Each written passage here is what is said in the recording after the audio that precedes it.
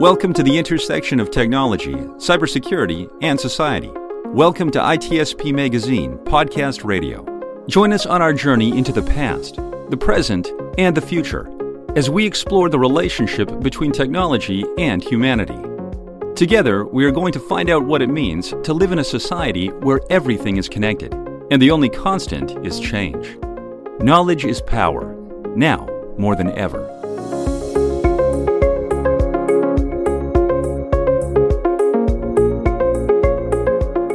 Welcome back, everyone, to SOC Analyst Appreciation Day. Hopefully everyone's nice and relaxed now. Yep, focus on mental health. We used to do a lot of those breathing exercises. It's interesting, when I got injured in martial arts, and the only class that I could take, it's funny how I kind of got forced into it, was a class we called Qigong.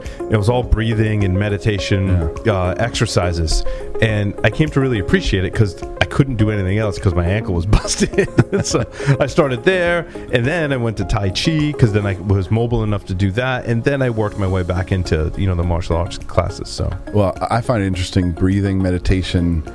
I mean, one of the reasons we incorporated a lot of that is there's a lot of talk in the security community and such about how do you maintain mental health, and I think it's I'm also interested. I bought an Apple Watch for the first time this year, and it tries to promote you to breathe and stuff. So it's interesting to see what's been, meditation, the notion of breathing becoming more and more mainstream. So it's kind of interesting. But also throughout today, we've talked about that there hasn't been a kind of SOC Analyst Appreciation kind of award highlighting the folks that work in the SOC. We talked about ladders and how you get into the field. We talked about career advancement, some of the things that we look for when we hire.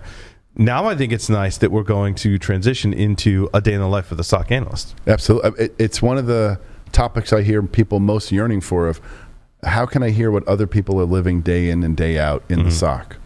Absolutely. Yeah. I was glad this is incorporated, because I think really kind of getting a firsthand look at what it's like to be a SOC analyst with actual SOC analysts, not just ones that maybe play them on TV like myself sometimes. Because I mean, I dabble and I do years ago. SOC you're like the grandparent. Job. When I was a kid, what we did. SOC. Now I dabble, but it's not like there's no one breathing down my neck to do it. Yes. I do it so I get experience, so I can talk about it on the show. But these folks do it day in and day out. You're a casual SOC analyst. Yes. So Sean Martin and Marco Chiappelli of ITSPmagazine will be joined by a panel of 3 actual SOC analysts, not just ones that play one on TV. So let's cut to that now. Right on. Here we are. And I'm very relaxed after that yoga session, Marco. I know. Just the life in the SOC, very relaxed, just like that. Like that. And I think we're going to have to pull out some Rage Against the Machine or some AC/DC to get this one going again. Absolutely. But whatever your flavor choice is. Before we do that, maybe, Sean, we need to check if they are really who they say they are and they're just playing someone on TV, like, our friends just said.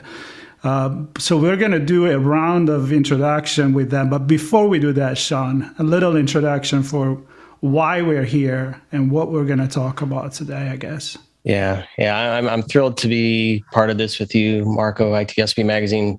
I know I can speak for us as a whole. Cherish our connection with the community, SOC analysts and practitioners around the world, and this is an important day. Unlike myself, where I'm underworked and overappreciated, many are quite the opposite.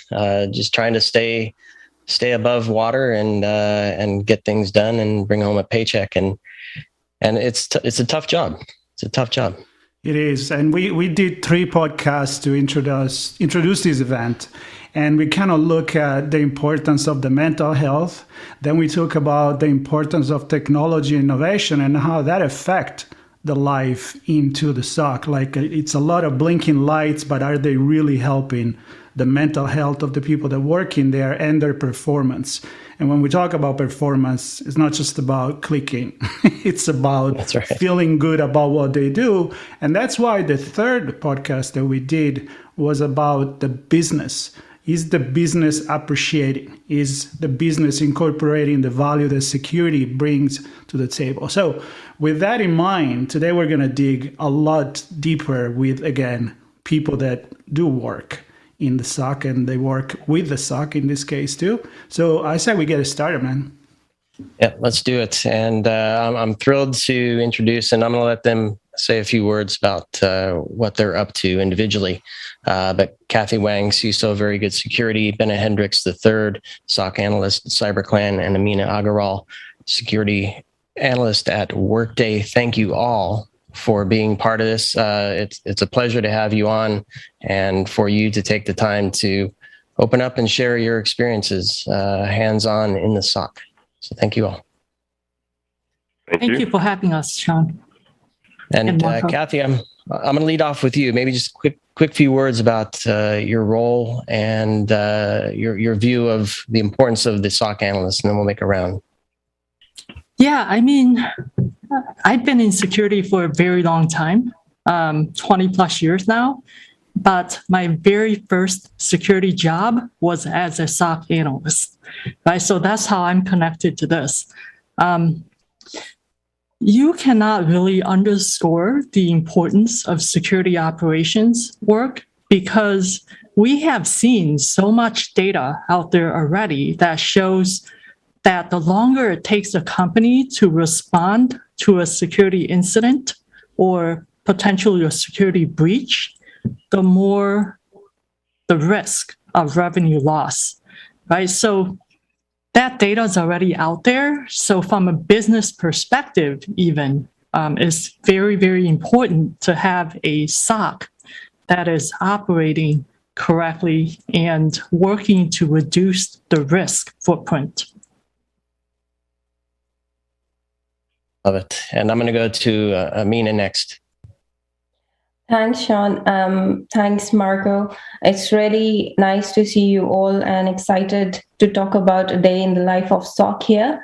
I work with Workday as a Senior Security Analyst, and my journey was very unconventional as compared to might be some thought out journeys. I never had ever thought that I will be a SOC analyst before because I started as a banker after completing my engineering and marketing and business and administration, where I thought that this is not my cup of tea. I won't be able to, grow or enjoy this environment of banking. So I then joined as a quality analyst in one of the IT companies.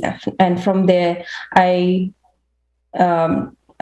moved on to more into information technology roles. That is like project coordinator role in a digital marketing company where I was creating presentations for the clients, like just pre-sale support and all of that. And then gradually moved into the help desk role where I was supporting customers with their router configurations and etc. and providing them help and support configuring those.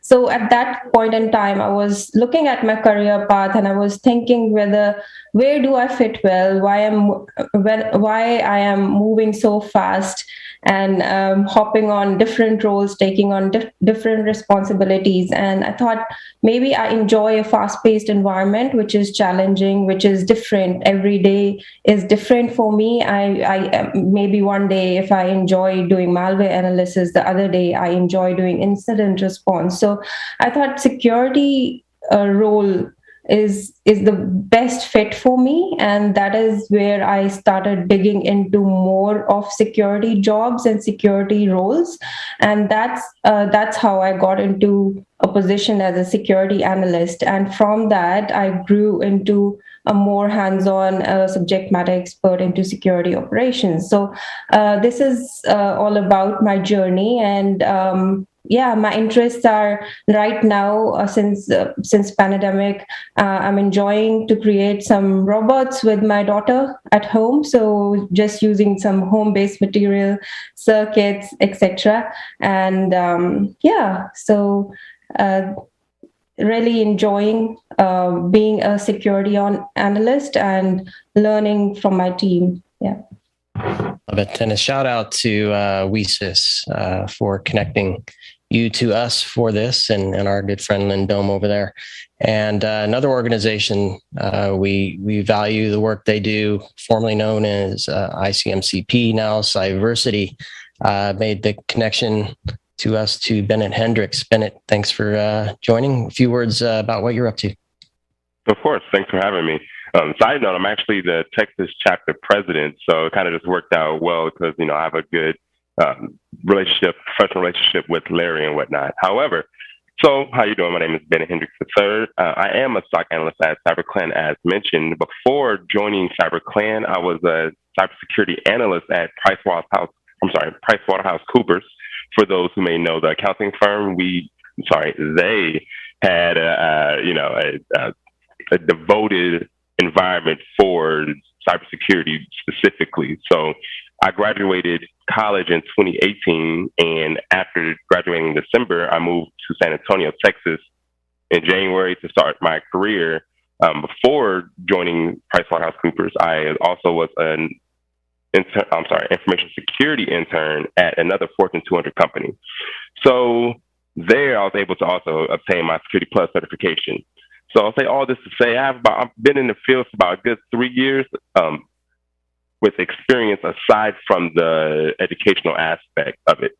And my passion is digital forensics, which I kind of jumped the gun with information, but I get back to that eventually. So that's my passion and why I am a SOC analyst today, as that was the next logical step. I'm going to keep it right there because before we get into more of the general overview, I want to get into your brain really quickly, not too psychiatric or anything. I just want to know, you just started so fresh, right? Coming from college, and maybe Amina can give us her opinion on this too. It's like, as it stands, is it this job what you thought it was going to be? So there's two sides to that. I would say yes, it is, in the aspect that I'm able to work with SIMs and EDRs, or endpoint detection response tools simply, and I'm able to do investigations. I would say no, because there's a high turnover with many SOC positions. It's notorious for a high burnout because it's so much work and different clients depending on which company you're working with, that is just exhausting, especially with the amount of false positives. So I would say no, it's not what I expected, because fortunately for me, I didn't have the 24-hour rotating shift requirement that many other positions do, which actually was one of the reasons why I did not want to do a SOC analyst position coming out of college, and I skipped over that to go straight into cybersecurity analyst roles. So yes, with the job duties, because I enjoyed this much more as it's more relevant towards the coursework and preparation that I had in self-study. No, because of the culture that the positive and reassuring culture that comes with my company or the company I work with. And we're definitely going to dig into that. But before we do that, Amina, what's your take on that? Are you doing what you were dreaming to do? So I would certainly say both yes and no. As Bennett had mentioned, that I had always thought a SOC analyst position would be monitoring the logs through IDS, SIM, and various tools that we have at our hands or that are provided to us. And I think it has grown more. Like I would say no, because the SOC analyst position itself, it has a lot more to do now. It is not just monitoring, detecting, and responding to the alerts. It is also being a subject matter expert or a security advisor to different teams. And that's what was something which was different to what I thought it would be.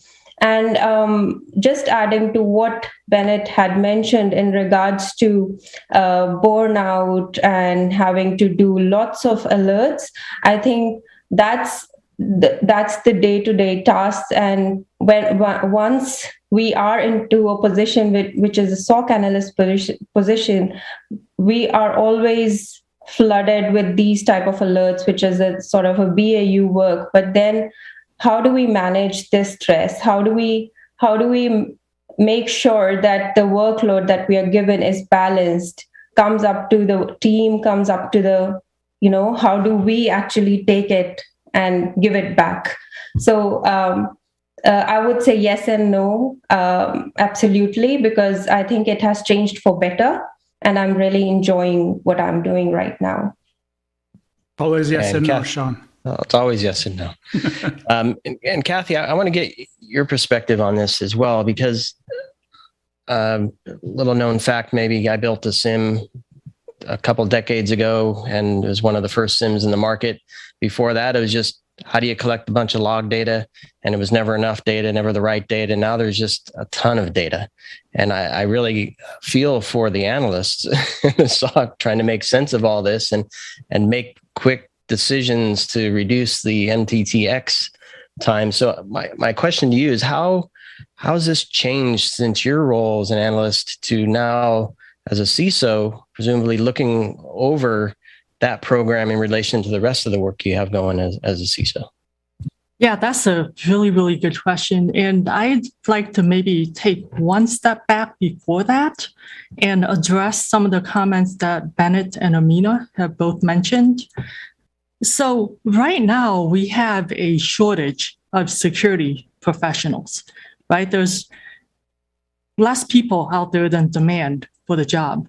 And it's very, very hard to hire security people right now. So given that shortage, we have roles that are a little bit more entry level, perhaps like SOC analyst type roles, where people could step in, get really good at that, and then move on to maybe security engineering or architecture type roles or research or some other area.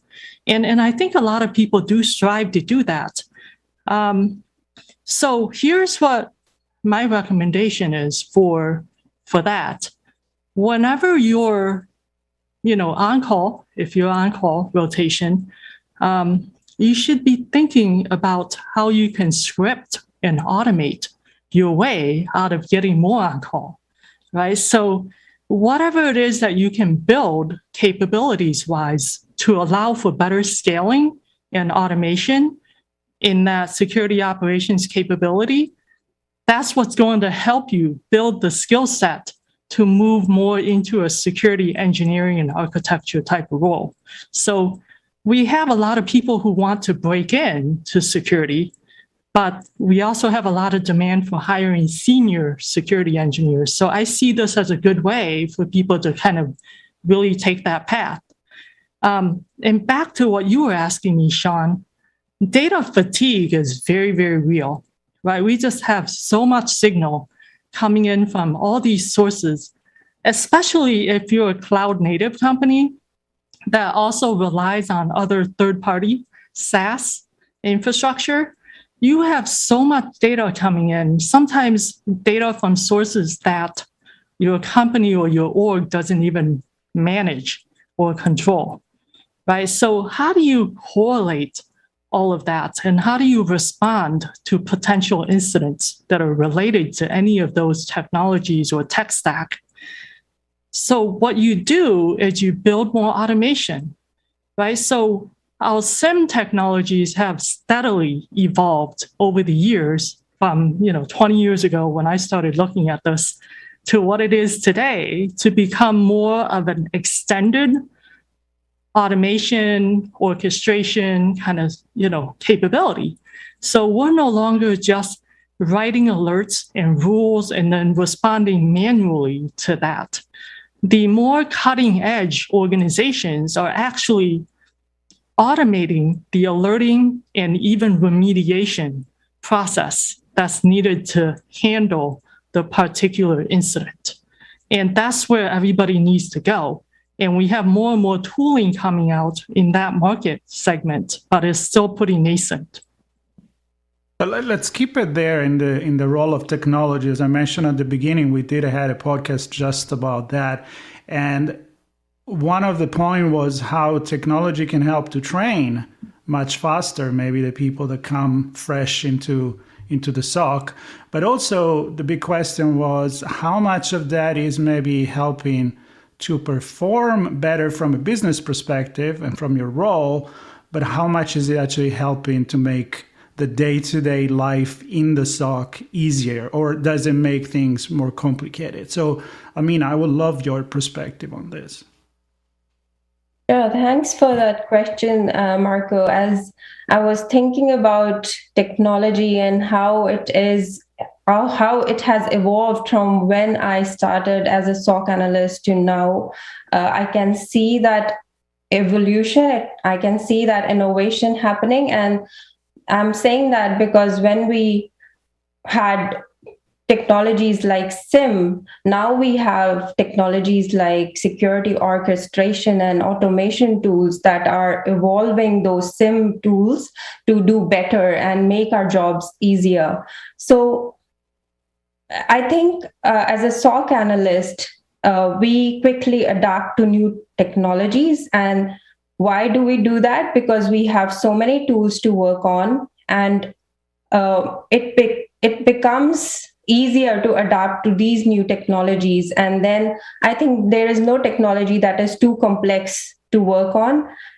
And adding to that, I would say that technology has made definitely works and lives of SOC analysts easier, where now we can use a single tool to, detect, monitor, detect, and then respond to the alerts, and then automate those false positive alerts, those repetitive, noise that we were getting, to automatically close out instead of jumping in and triaging those repetitive tasks.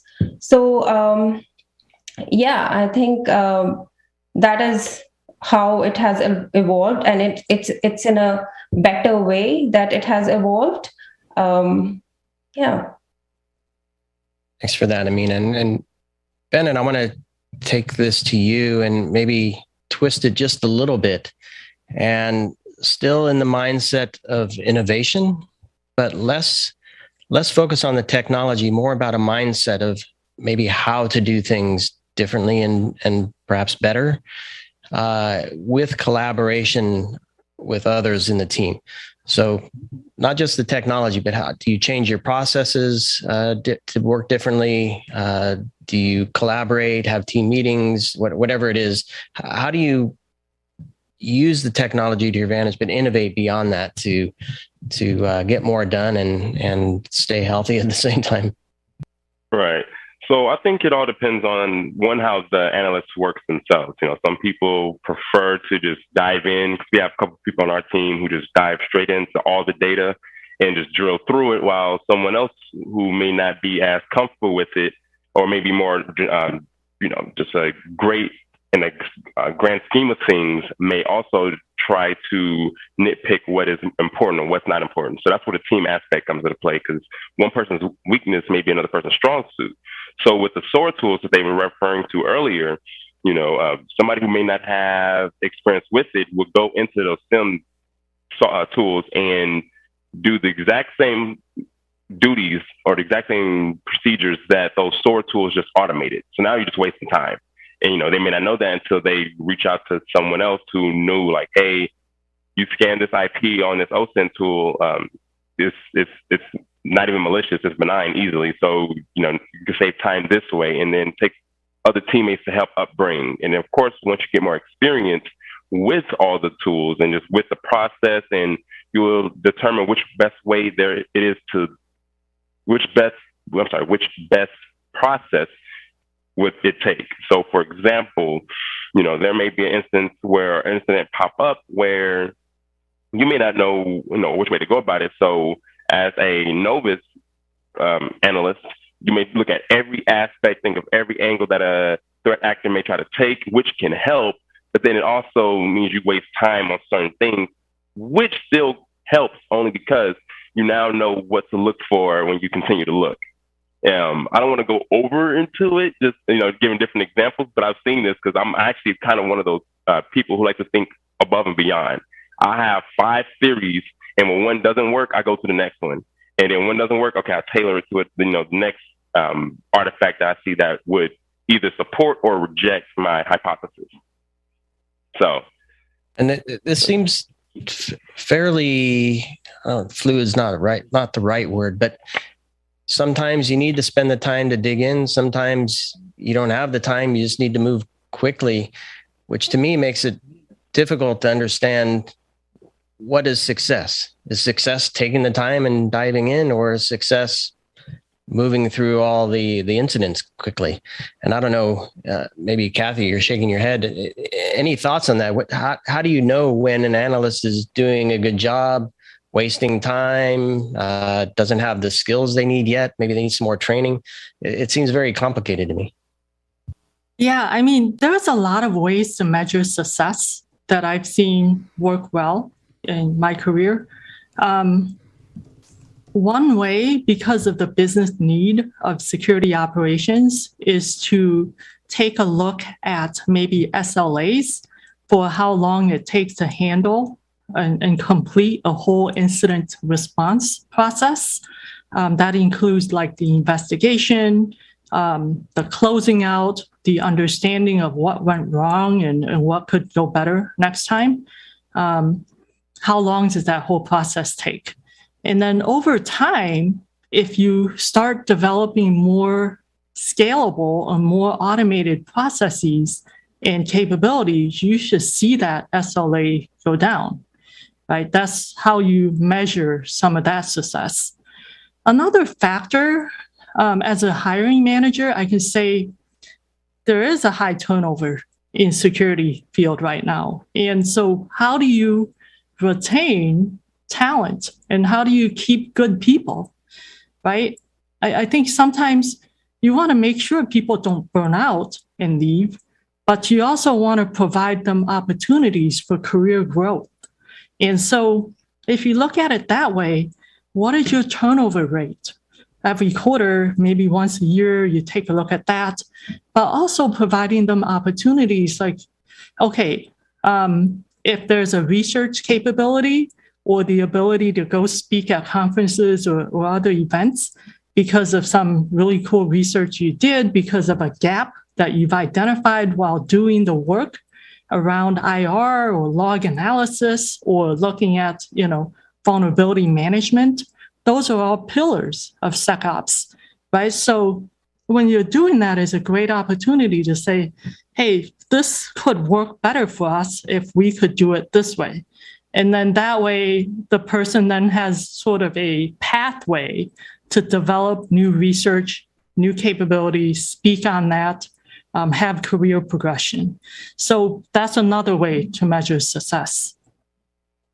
That's a really good point. And I like from now until the end to stay focused on the reason why we're here today, which is the SOC Analyst Appreciation Day. So let's do that. And let's start with you, Kathy, because you're the one that not only you started in this industry, but now you kind of overview what's happening there. So anything that you have experienced that works more than other things, and I'm not talking about technology or measuring success, I'm talking about keeping people happy, motivated, inspired, and in good mental health so that you don't actually lose the people that are in the SOC, because that's really important for the business too. So your opinion on that, and then maybe we'll turn it to the people that are actually in the SOC and we hear their opinion. So go with that. Yeah, I'm so glad you brought that up, Marco. One of my biggest jobs as a CISO is to keep my team happy, right? And make sure people feel fulfilled in their job. When you look at it, the old paradigm of having SOC analysts in different tiers, I've actually never been a fan of that because I feel like that pigeonholes people a little bit too much. It doesn't give them a lot of opportunity to try different things and to move around. So what I try to do is I try to hire people who are a little bit more security engineer minded and would like to get to the point where they can maybe do research, develop new capabilities, address new gap areas. But I do understand that people start out in entry levels as more junior. So building that kind of organization where SecOps is more of an engineering function and having senior people who can then mentor and help junior people develop in their careers, I think that's worked really, really well in many ways. And it also gives people the flexibility to try new things, which I think is paramount to happiness. Sounds good to me. That way I can continue to be underworked and overappreciated. I like it. Bennett, I want to go to you at the same question, and your perspective on what keeps you happy, keeps you in the role. Are there things your teammates do, your managers do, your executive leadership does, perhaps even the execs themselves? Do they even spend any time in the SOC and say, we recognize the value the SOC brings to the business, not just protecting revenue, but perhaps even helping grow revenue? What do you look for in your role to stay happy and feel appreciated? Well, aside from the workload itself, because you're always going to get busy regardless of whatever job you have, there's instances where you may feel overwhelmed. So, incentive is always a great way to relieve that stress. And so to answer your question, yes, CyberClan actually does mention, shout us out regarding the type of clients or revenue or just a good job that we've done, just because it's a pretty part of, what we do nonetheless. But I would say, I personally like recognition. A lot of people would like to feel that the work that they're doing matters, right? And so even if you were to have a SOC Analyst of the Month each month, someone different, having a gift card or some type of incentive, maybe 4 hours that you get off early, or something like some type of incentive that's going to keep the internal competition friendly, but keep them devoted, because we do something where we have monthly reports, and simply to say we get some a couple hours off early whenever we choose to whichever day we want for that month. That's nice. Even on my birthday, my manager reached out with a gift card, for like lunch on us, $25. I was grateful because I didn't expect that, because not every company does that. So stuff like that helps the analysts feel appreciated and makes coming to work not feel like coming to work, especially if they like the job duties they're doing themselves. And me personally, I work with Securonics a lot, and that's something that I really enjoy to do. So being able to have people refer to me for certain Securonics tasks and leverage my strength is something that I value, in addition to all that, because it brings that recognition that would prevent a burnout, if you ask me. So, great examples, Bennett. I appreciate that. And Amina, same to you. What I presume there's some overlap there, but maybe you have some different experiences as well that you'd like to highlight or reinforce. Sure. Good question, Sean. So I would like to shape a little bit that question where you said that how the leadership, gets involved to make sure that you're getting what you want. So I would say what keeps me motivated to become better and better at my job. So that would be a factor of success for the leadership team to also, know that they are doing a great job. So what keeps me motivated to do my job better is there are a couple of things that help me out to do my job better, which is first is recognition for sure. Even if there is a small gap that I have identified and improvised on a process, being recognized for that would be really helpful to continue doing it. Then secondly, I would say being heard, having those doors open for getting that feedback, and then actually acting upon it would be the second factor for me to be motivated. And then the third factor for me to remain motivated and to be successful would be giving me or providing me resources so that I can grow in that role. I can grow to and achieve the next steps in my career. As Kathy had mentioned, that we do require mentors. We do require people who are higher up in the hierarchy. And we do require that openness where there are no tier system. There is no hierarchical system where we need to get approvals from, higher ups. We are open to get feedbacks. We are open to provide suggestions and work on them. At the same time, I would say that that working on projects, working on the things that I enjoy the most would be the last and the very important point in order to pursue my passion within the cybersecurity field.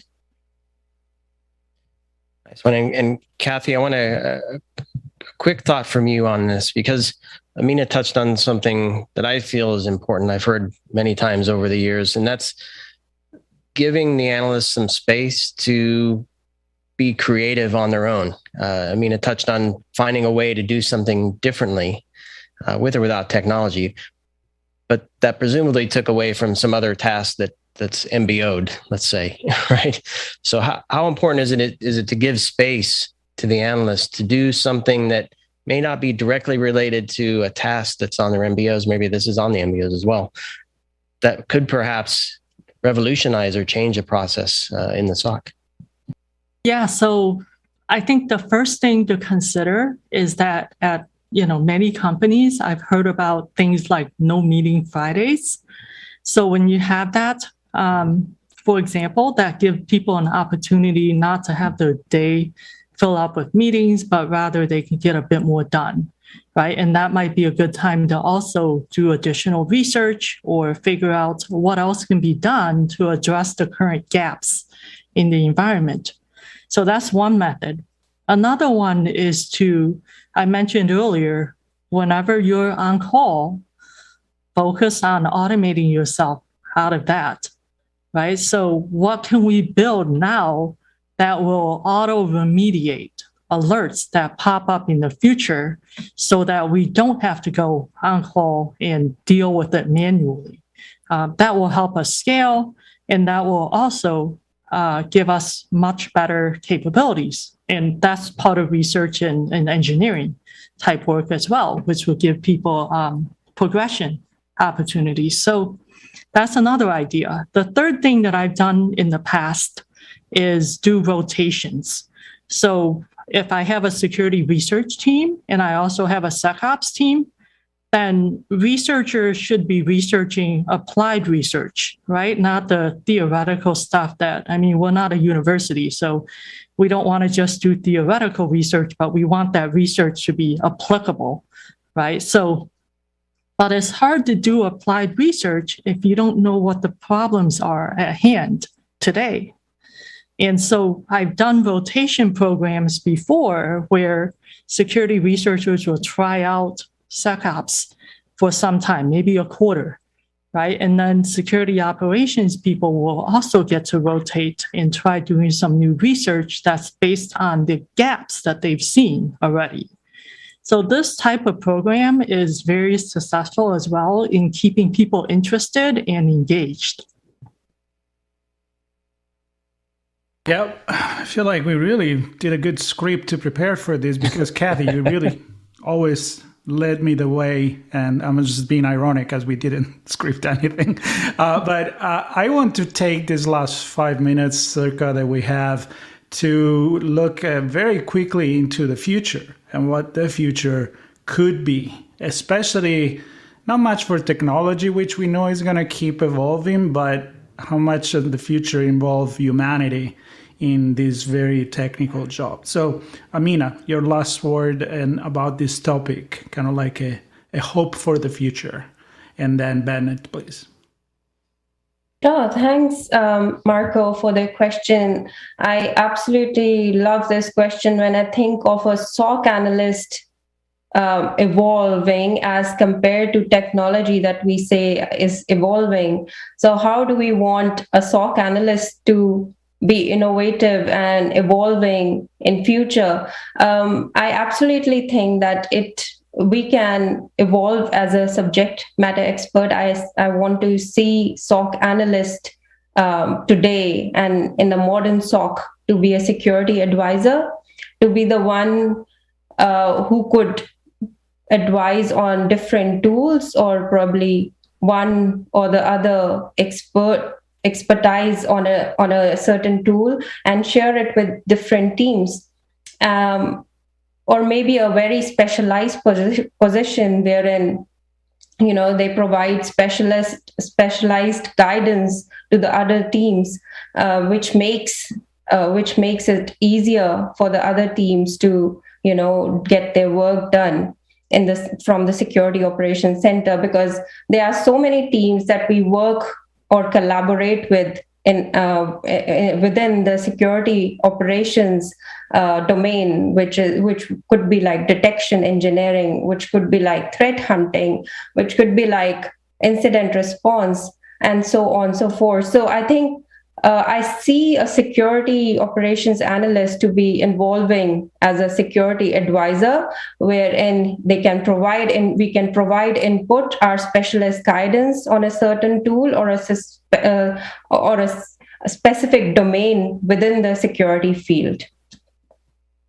Love it. Speaking my language there, Amina. Of course. Bennett, how about you? Anything to add to that? Yes, so I actually agree with Amina, of course, and that's mainly because as technology grows, there will always be a human need in security or technology, well, in both, in reality. You can have the automation do the basics, but it only can do so much, at least as of right now, unless you have like a quantum computer, which goes a different direction. But, nonetheless, simple things or tasks such as, looking up IPs or file hashes or other basic stuff that can be automated will be just that. So it will then leave the work for the analyst to do to be work that requires a little bit more thought, a little bit more like innovation, and simply because while a machine may be able to do many different tasks and duties in a split second, it may not know exactly which direction. It'll probably just brute force it to be simple with the thought process. And so definitely would say a subject matter expert or having preferences such as, strengths for certain technologies or vendors or tools or whatever the case may be. I think that will be the future of it, as, one of my teammates mainly works with this tool and my tool crosses over to theirs. I may need some email security used from Avanan or whatnot. Then they know how to use it. They know what to look for. I don't have to learn it. We work together, and it's a better and more efficient process. That's how I see the future in a couple words or minutes. Nice one. And we have hit our time mark here, and Marco likes to make fun of me when I say there's the tech stack and the human stack. It's not a joke. We have to remember the human side of the SOC, and that's this team and everybody hopefully listening, and many others who will be watching this on demand. And I want to quickly thank Devo for including us at ITSP Magazine. Marco and I are honored to be part of this first annual SOC Analyst Appreciation Day.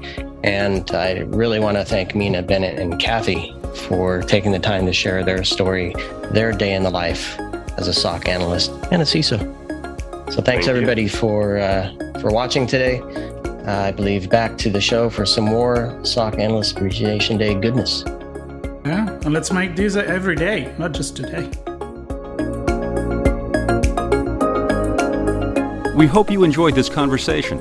If you learned something new and this story made you think, then share ITSPmagazine.com with your friends, family, and colleagues. If you represent a company and wish to associate your brand with our conversations, sponsor one or more of our podcast channels.